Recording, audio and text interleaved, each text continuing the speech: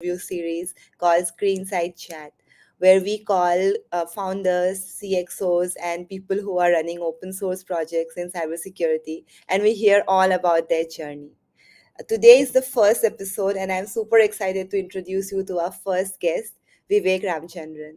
You might have heard of Vivek Ramachandran. He's a serial entrepreneur, author, and cybersecurity professional with over 2 decades of experience. He's currently the founder of SquareX, a browser based cybersecurity solution for consumers, which recently received seed funding from Sequoia Capital, Southeast Asia in May 2023. I am super excited to introduce you to Vivek and we hear about all his journey. Just a reminder, this is a live session. So if you have any questions for Vivek about his journey or about SquareX, you can let us know in the comments. All right, so let me invite Vivek to the screen. Hello, Vivek. Hi, Anaksha. Thanks so much for having me on the show. Thank you so much. It's our pleasure to have you and hear all about your journey. Absolutely. Looking forward to it. So I'll start with the first question. How did you start with security back in your days when not a lot of resources would have been available? Yeah. I think my security journey started in the year 1999 when I was still preparing for engineering exams, before I had gone to IIT Guwahati. Interestingly, where I now know that both you and Sai have a background as well. So when I was preparing for my engineering exams, this was the time when I had suddenly heard about these big attacks on Yahoo, distributed denial of service attacks, which were all done by this tool called Trinu, TFN, Tribal Flood Network. And supposedly it was written by this German hacker Mixter. And I was super young back then. I mean, barely got my first computer and just been like 3 years. And you guys are all very young, so you might not realize that those days no one had computers. uh, so when I read through it, I was very curious. I was like, hey, how can one person bring down an entire infrastructure? So searched online, found the tool, downloaded it, opened it up, understood nothing of it. And that's when I basically said, okay, what is all this code, in here? And very soon I kind of realized it was C programming, much of it.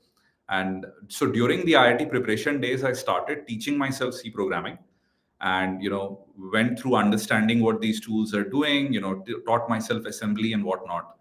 Then once I entered IIT, interestingly, those days, you won't believe, my whole batch was like 90 people.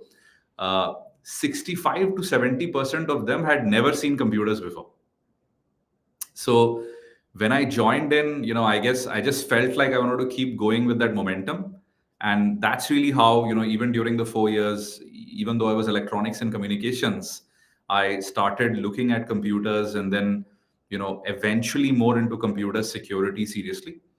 The big pivotal moment was in my third year internship.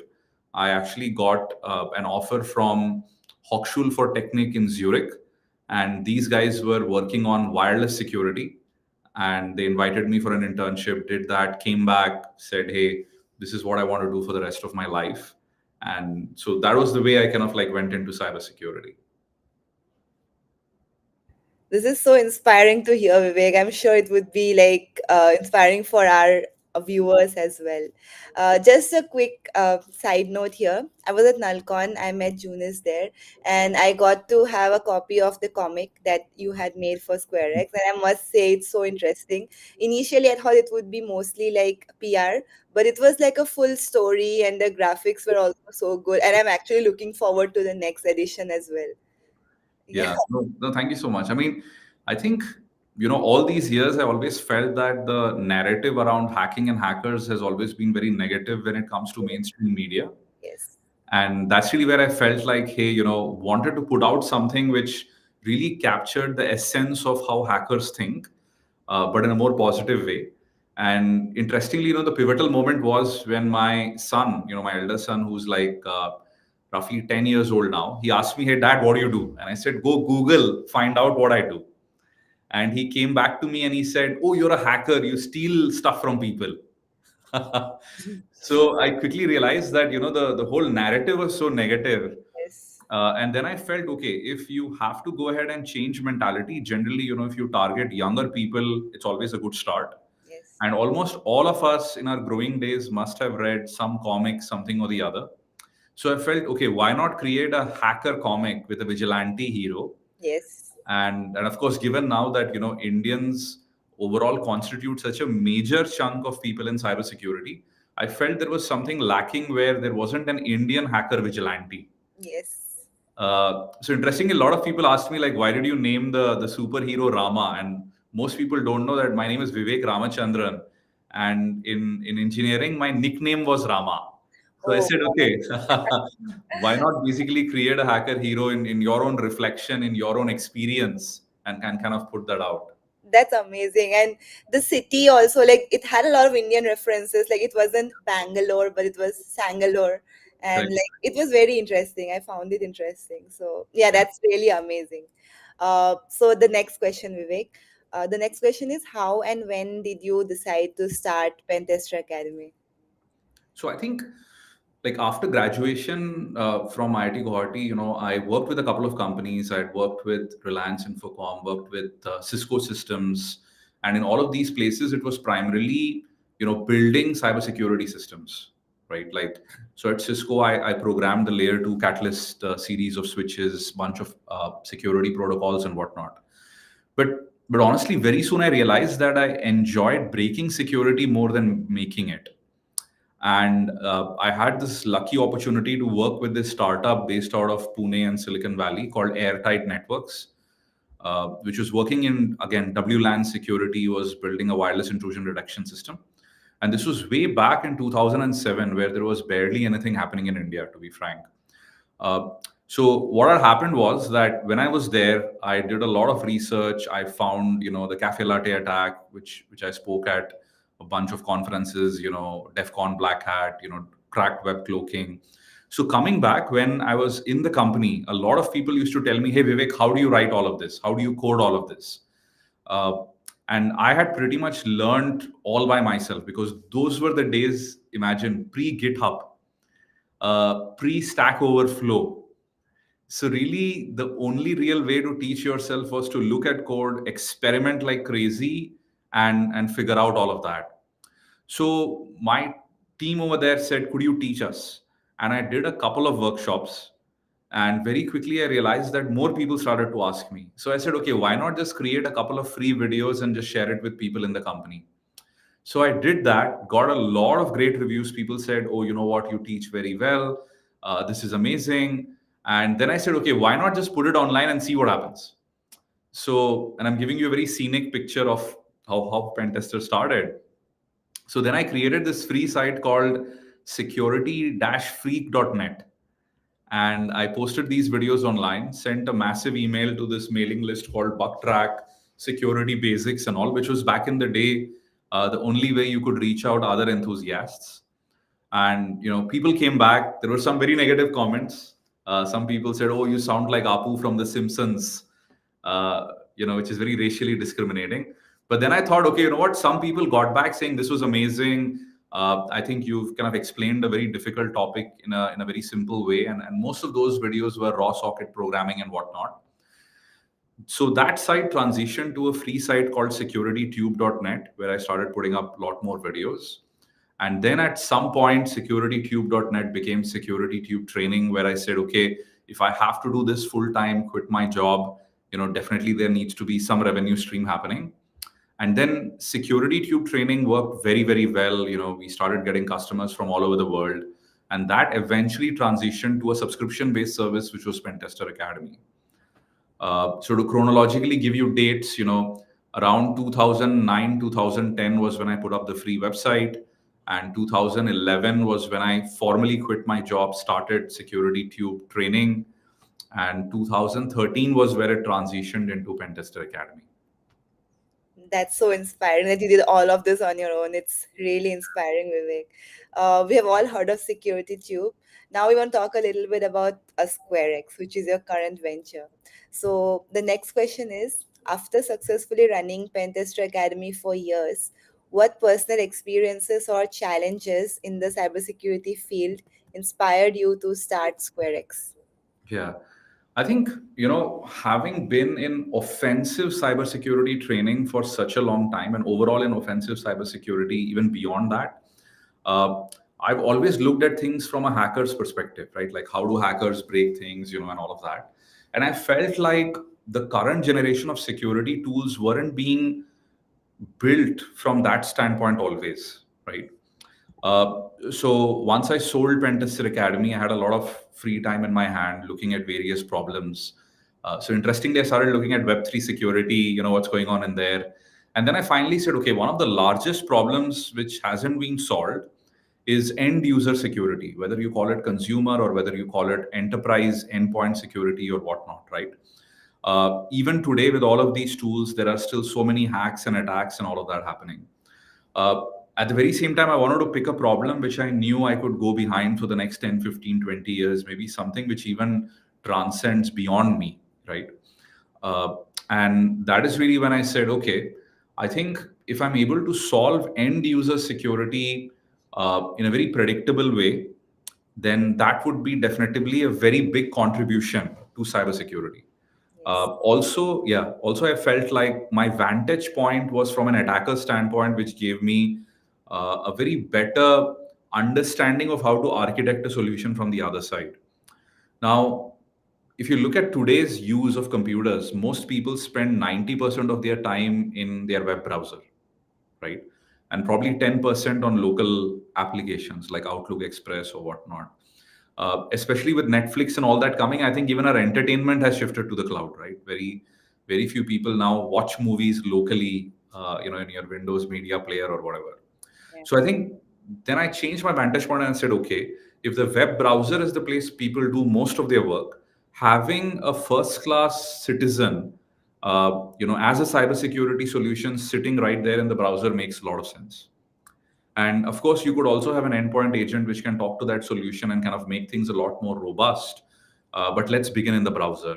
So that's really where we started off with this whole philosophy that, hey, if we can solve security in the browser and then eventually in the endpoint, you have something which can probably secure users better. And that's how SquareX started, and we kind of moved on. Yeah. That's very amazing. So, in your like, how currently the way you're running SquareX, how do you prevent abuse? Like, if somebody uses the SquareX browsers to do hacking or whatever, so do you have anything? I'm sure you must have something in place to prevent that. Could you share some of that? Yeah. So interestingly, you know, it's always a very big balance when you tell people that they have freedom to try out the tool, do whatever, versus you clamping down, right? So at this point, well, whatever you do inside the disposable browser, we actually don't look at it or we don't track it in any way. And the idea is eventually the service will, of course, transition to paying users as well. And we want to give paying users a lot more freedom because this could be an alternate browser that they could end up using in the cloud. Having said that, of course, if there is abuse and for specific users and use cases, etc., then we would start clamping down on things. But at this point, ideally, this is more of like, hey, try it out, give us feedback, and kind of like whatnot. Right, right, right. That makes sense. So, in your view, what are the most pressing challenges in the current cybersecurity landscape, and how is SquareX positioned to address these challenges? Yeah. So I feel if you look at most security solutions today, if you begin endpoint security solution like enterprise solutions like CrowdStrike, Zscaler, whatnot, and also your cloud-based security solutions, which once again Zscaler, Cloudflare, bunch of these, right? So all security products, most of these started almost 10 years back. And the way these products have all evolved is you had these individual OSI layers, and each of these product categories have developed fairly independently in all of these layers. And if there is a cross layer attack happening, all of this correlation is happening finally in the SIM product, in your security operations or network operations center and whatnot. I feel like this model is entirely broken. And that's really where a lot of attacks which transcend across these layers today are not detectable for the most part. So I'll give you an example. Let's say you connect to a free Wi-Fi at a local coffee shop, and that coffee shop does a DNS kind of like poisoning attack. Now, if you did have an endpoint security solution, which is really file and process based detection, it has absolutely no clue what happened on the network layer. Now, when you open up your browser sessions can automatically be hijacked simply because your DNS is poisoned. So, a pure browser security solution can't figure that out as well. And I could give you examples of many attacks which are essentially cross layer, where just detection at one layer unfortunately can't figure it out. So really the challenges are going to be, can we start thinking by integrating these layers and looking at security signals across these layers right there in the endpoint, and then figure out how you can fundamentally have better detection and better mitigation. Now, this is, of course, a very big challenge when it comes to endpoint security. I think the security market, as overall, I would say, very cliche, but I think AI is going to fundamentally change a lot of how rudimentary, repetitive work is kind of getting done today in the security industry. And if you're an individual who's working in the industry, you definitely have to make sure the gap between the value you add and what absolutely basic autonomous testing can add, there's fundamentally a good amount of blank space remaining between that. Right. Yeah, definitely makes sense. So, what is your personal vision for the future of online privacy and security, and what do you think? What role does SquareX play in this vision? Yeah, I think we are in a generation where most younger folks are very privacy conscious, right? And that's really where we want more control, we want more customization. And if you look at pretty much products across all genres, forget cybersecurity, people want customization to their own taste. And that is really where I feel like cybersecurity solutions have always been plain vanilla, a black or white kind of like decision tool. And this is really where I think people also want to be more productive. So any solution which comes in the way of productivity isn't going to work anymore. And the best example I can give you is today, right after this call, if I sent you a Word file, you try to open it up and your antivirus says there's possibly malware in it, and blocks access, that's suboptimal. So I kind of feel like in the future, what's going to happen is people would want greater flexibility where they don't want their work to be stopped under any circumstances. So any security product or any product which gets in the way of productivity is bound to fail. That will require a fundamental rethinking. And simply because the existing generation of security products have always blocked access to files and resources and whatnot, and that's their way of communicating value to you as how they secure you. The future of security is going to be seamless, transparent security with everything just happening in the background, where the end user, unfortunately, isn't forced to decide between, should I get my work done? Should I be secure? Should I be productive or should I be secure? And I feel this paradigm shift has to happen across all security products today in the next few years. Also, there is going to be a massive new spectrum of attacks which will come in because of AI. So, if you notice, human beings have always trusted their five senses, right? You trust your vision, you trust your hearing. But now with deep fakes, where somebody might look like Vivek, call you up right after this call and say, "Hey, could you just send me some money?" How do you now go about even detecting those attacks? So I think there's going to be a lot of that stuff which comes in as well, and there isn't any good security solution out there. So I feel this is really where SquareX and probably every other security provider too should step up and figure out how they can help. Yeah, that makes sense. And that's a very interesting perspective that you offered, that, security products shouldn't get in the way of productivity and it should have a seamless experience for the users. So, which Correct. brings me to my next question. Uh, how do the next 2 years look like for SquareX? Are you planning a mobile app? Anything to improve the mobile experience for the users as well? Yeah. Uh, I think what I want to build is like a very deep tech think tank, security research, pushing product vision, right? Uh, I think it's simply because security is this space where everything changes every single day. New attacks get discovered, right? Unlike a workflow app like a CRM, where things don't change as much. So I think for the next 2 years, our whole thought process is how can we become a very nimble, agile company which is working at the bleeding edge of attacks and providing security solutions. And of course, that eventually would include the mobile device as well. The reason we started from laptops and desktops and being browser first on your desktop laptop is we feel like power users of the internet spend a lot more time in front of their computer in comparison to very mobile road warrior users who spend almost all their time in front of their mobile apps. So that was a good place to begin to see if we could convert power users of the internet and laptop desktop space, and then eventually to move on to mobile as well. When will we release something in mobile? Probably it's at least a year out. Why? Why is it more challenging to build for mobile devices? Because I feel like Android and iOS, unfortunately, from a security standpoint, do not let others participate. Now, one way of looking at it is, oh, they've completely jailed down their systems. But the truth is, every single month, there are multiple security vulnerabilities discovered in all of these platforms. So, what's happened is attackers are still building attacks for them. But I guess security companies have to live with some fundamental lockdowns, which prevents them from deeply integrating with these systems.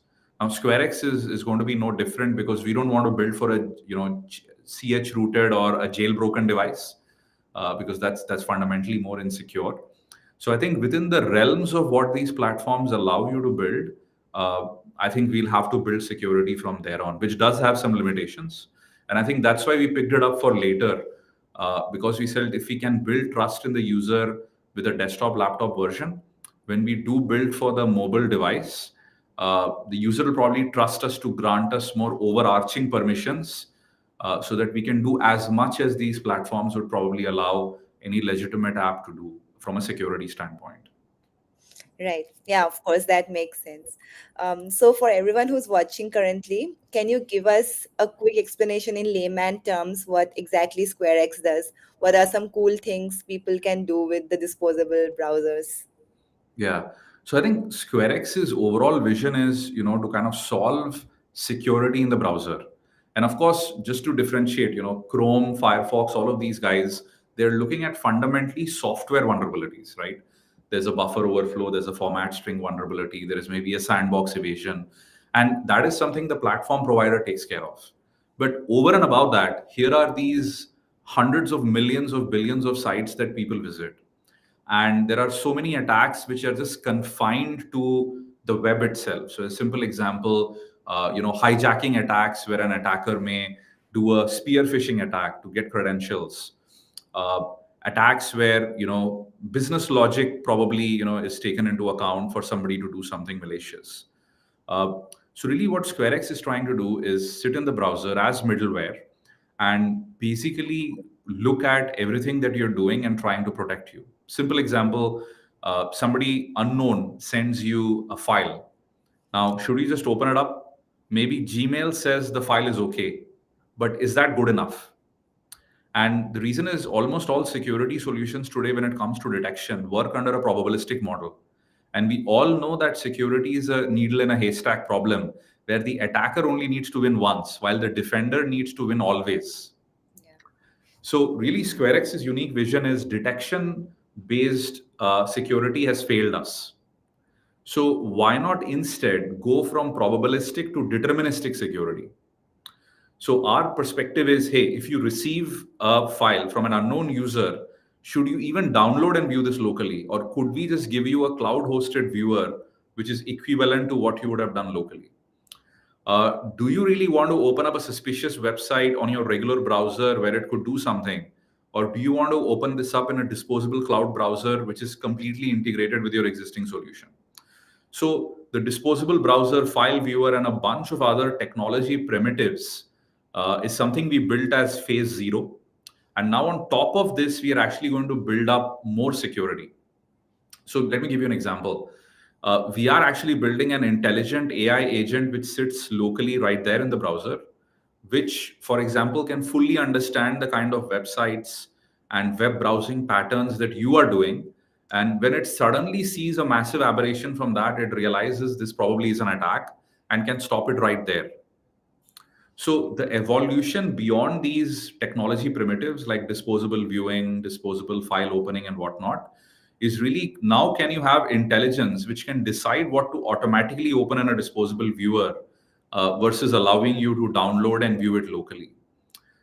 So the evolution of SquareX now is having almost like the ability to have an AI agent sitting locally, not in the cloud, which can fully understand, for example, your browsing patterns, where you go, what you do, learn from that, and prevent attacks right there. Also, we plan to do deeper integrations with well-known website. I mean, I'm guessing everybody uses Gmail, Outlook.com, and a couple of these, right?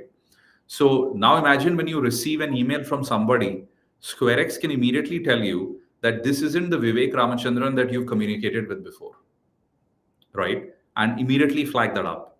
Uh, Immediately flag up the fact that the domain that this was sent from was just created 2 months back. And this seems to be highly suspicious. So any link now you receive in that email, when you click on it, just opens up in a disposable browser. Any attachment that you get from another Vivek Ramachandran, is handled more securely.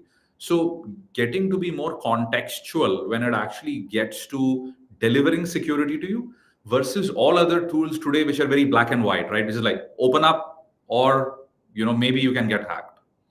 So I think that's going to be the evolution of how SquareX is going to look at the next generation security, built on the browser, built on the endpoint. That's very useful, Vivek. Thank you for the detailed explanation. Yeah. The next question is a little bit more generalized, more generic question. So, like you mentioned, that the risks are increasing and online privacy is like it's at risk currently. So, what are some steps that users or people can take to protect themselves from attacks or like scams, etc.? Yeah. Yeah. Uh, so I mean, you're right. I mean, the question is very broad, and I know there's so many things that one can say Yeah. or do. But I think the end user today is probably way more insecure than he ever was, and a couple of reasons why. I think almost every aspect of your living is now becoming digital, right? Whether it is your money, whether it is you booking tickets, whether it is you doing your work, transactions, talking to people, whatnot. And unfortunately, most people will never fully understand what security ramifications anything that they do has. Also, what's happening is organized crime is now moving online, right? Because now you get to hear about a lot more online scams happening, whether it is those very simple, trivial SMS scams where someone calls you and says, "Could you give me the OTP you just received?" And think about it today, 90% of all the scams and attacks that you may look at in any geography, not just India, is actually those extremely rudimentary scams.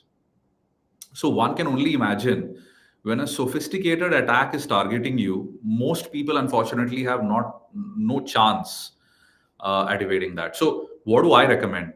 I would say, of course, the whole idea behind SquareX is to try to see how we can solve all that, but let's not make it about SquareX. I think at a very high level, my advice is can you create different devices for different work? And here's what I mean. All your net banking, all your financial transactions, all your important stuff might be better done in a separate device in one of your old laptops, which is fully cleaned up, while you do the rest of your internet stuff on another device. Now, not the most optimal telling people that you need both devices, and some of these things SquareX aims to resolve. Similarly, on your mobile phone, right? The tricky part is every scammer knows that when they talk to you on a mobile device, that's the same device where your Paytm pin is going to come or your net banking is also there. So I think segregation of devices is a very simple yet very powerful way by which you can assure that many attacks just fail. I'll give you an example. Somebody forces you to gullibly install a mobile app. And the moment the app installs, you give it permission to look at your contacts, to look at your SMS. Now it's trivial for that app to pick up an SMS from a financial provider and send it back to the attacker. Yeah. But if now your personal work is being done separately on a device, even if you installed a malicious app, it really can't pick up any of your OTP. So I think for the ordinary user, I would recommend segregation of devices because there's no way for you to be intelligent enough from a security perspective to make all those decisions. I'm hoping security products eventually will kind of bridge the gap. Yes, yes. I mean, that definitely sounds like a lot of work having two devices, but I'm sure that would be really helpful given how insecure people are currently. Correct. Right. So next question is Vivek. What are some insights that you have that others must have missed that gives SquareX an edge in the realm of digital privacy and security? Yeah, I think uh, and this is just my view. I feel like a lot of people start building companies looking at Gartner reports, Mhm. Yeah, that's very true. Yes. right? Yeah. Uh, so I feel like I personally feel even though Gartner and many of these providers do give you ideas about what is lacking and what isn't, I don't want to build something which force fits itself to a quadrant and then basically saying, oh, you know what, we are up in this quadrant or whatnot. So I think our approach is very simple. Think how attackers are breaking into systems today and try to build security solutions, whether that is mapping to a Gartner report or not. And I think that does give us an edge, as crazily simple as that sounds. I feel like a lot of companies and founders tend to want to associate themselves with something like a Gartner report. So our philosophy was very simple. Okay, browsers fundamentally are the gateway to attacks. How do we look at every aspect of what a user does on the browser and think about building security in it? And our north star, when it comes to this, is can we eventually protect against most attacks which are happening today? And I think that gives us an edge because we are looking at attackers as a North Star, not a Gartner report, not industry competitors. I absolutely spend zero time trying to look at what is even happening in this space because I feel like it's almost like a little adulteration in how you think, right? Not to say that doing competitive analysis at some stage is important, but beyond that, but just building things from the grounds up. And I think that always has, even in Pentester Academy, when we were building the first in the world kind of lab environment that we did, which still remains probably the best environment for teaching cybersecurity even today, 2 years after me selling the company. I feel like all the fundamental insights were I'm a teacher. I was doing training all over the world. What would be the best platform that I would be proud of as somebody wanting to teach, right? So my yardstick today is even just that high. I'm an attacker. That's what I've done most of my life. What could be a security solution which would put me to shame, right? Uh, and that's the way we are kind of like building SquareX, which I personally feel is a very big advantage over the long horizon. Short term, of course, people would try to kind of curve fit us with what a report might say, and oh, do you have this? Do you have that? But I think that was one of the big reasons why I aligned myself with Sequoia Capital, which is peak 15 India now.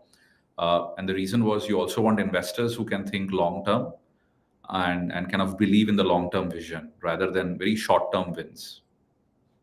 Absolutely, that makes a lot of sense. So, coming to the last question, we are super excited to have you as our keynote speaker for IWCon 2023, which is happening on December 16th and 17th. So, for all our attendees who are excited for your keynote speech, do you have any message, any parting words for of advice for hackers who want to be entrepreneurs? Yeah. I think I'll save the most of the tidbits for the main talk, but hackers to entrepreneurs, what I would say is like most people don't realize that uh, if you are kind of good at cybersecurity and hacking, especially on the research side of it, you probably have a lot of the things which it kind of takes to become an entrepreneur. And I'll tell you why. The simple reason is when you are doing cybersecurity research or hacking, you are delving into the unknown, trying hundreds of different things before one works, or maybe even that doesn't work. This is no different from building a company where you try out various possibilities to finally kind of get to great product market fit, to get to value to end user, customer, whatever. And I think if you have that mindset where you're okay failing most of the time, okay doing things which don't work, and then finally figuring out that one thing which works, which is very simple to you doing a pen test or a red teaming exercise, right? You try out 100 things, only one works. I think you at least have the mindset to become an entrepreneur. So yeah, but we'll reserve the more punchy, more fun things for the main talk as well. But yeah, looking forward to it. As I said, I was very happy to know that both of you, you and Sai, the founders of the company were also from IIT Guwahati. So that makes it more ultra special for me as well, being from the same university, and looking forward to the main stage talk. Yes, we are definitely super excited for your talk, Vivek. And for everyone who's currently watching this, Vivek is going to be speaking on 16 December at 6 p.m., the keynote speech at IWCon 2023. And the talk is going to be about Vivek's journey from being a hacker to an entrepreneur. So you can get more details at iwcon.live. All right. Thank you so much, Vivek, for your time. Thank you so much for your insights as well. It was a really helpful interview, and we had a lot of fun. We learned a lot of the way your mind works and a lot of interesting stuff as well. So, thank you for all that. Yeah, thank you so much for having me once again. It was a lot of fun talking to you, and looking forward to the main conference event as well. Yeah, thank you so much. Take Thank care. you, Vivek. Uh, Thank you, everyone, for watching until the end. We are going to be back again with other episodes of Screenside Chat as well. Make sure to subscribe to our channel and stay tuned for more. Thank you so much.